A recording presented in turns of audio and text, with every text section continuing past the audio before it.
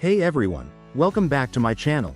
Today, we're diving into what Apple could bring to the table with next year's iPhone 17, now that the iPhone 16 lineup has been released. While the iPhone 16 series has made some impressive upgrades, it's never too early to think about what Apple could do to take the iPhone even further. So, let's talk about what changes and improvements we could see in the next model. Apple's latest iPhones are undeniably some of the best devices available right now.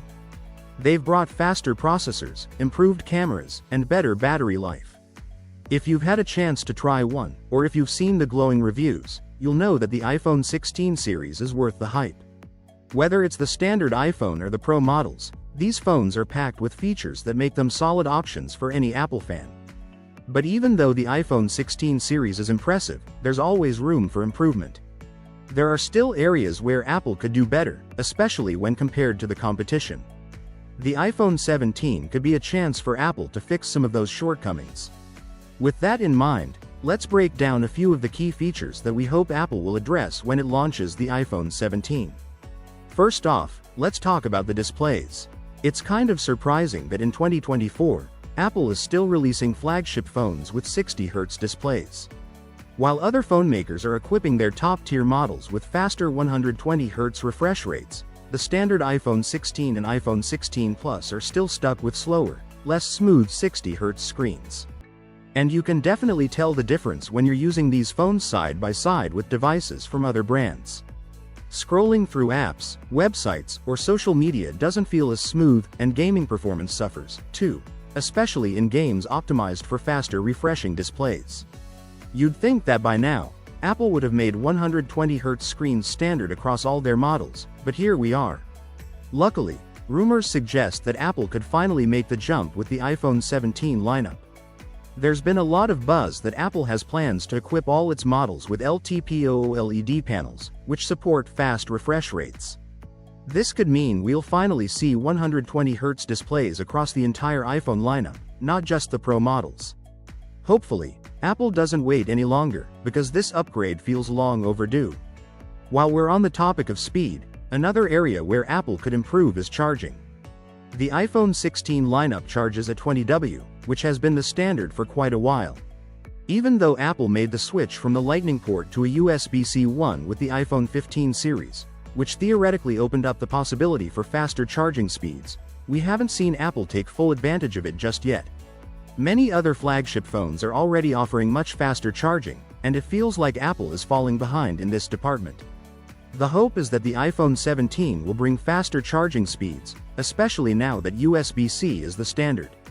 This would be a big win for anyone who's tired of waiting around for their phone to juice up.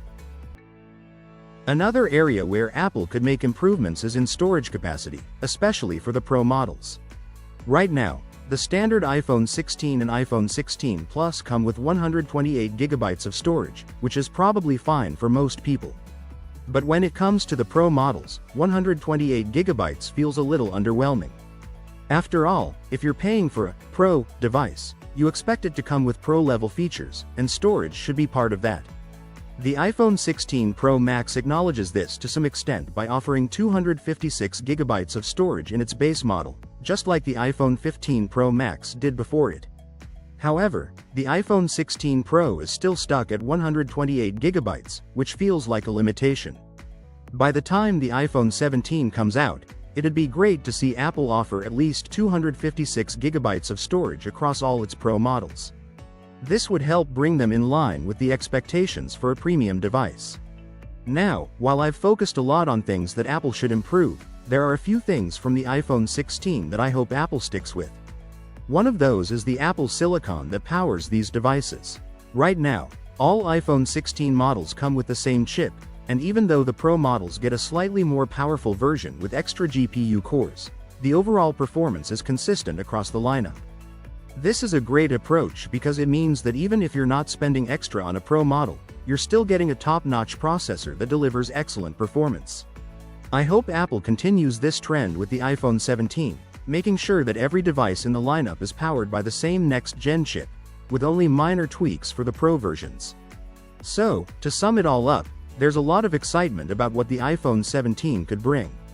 We're hoping for faster, more responsive displays, improved charging speeds, and more storage for the Pro models. Apple has already laid a strong foundation with the iPhone 16, but there are definitely areas where the company can push things further. With these updates, the iPhone 17 could take Apple's flagship devices to a whole new level. I've already given credit to Apple for returning to its roots by using the A18 chip in every iPhone 16 model, so I won't repeat that here. But it's worth noting that this decision ensures a consistent experience across all iPhones released this year. This will become even more important when the A19 chip comes, likely built on a 2nm process, which should give a nice performance boost. I doubt Apple will launch a slower iPhone 17 after that. Now, it might seem a bit early to start thinking about the iPhone 17 wishlist, but let's go further. What about the future of Apple Intelligence?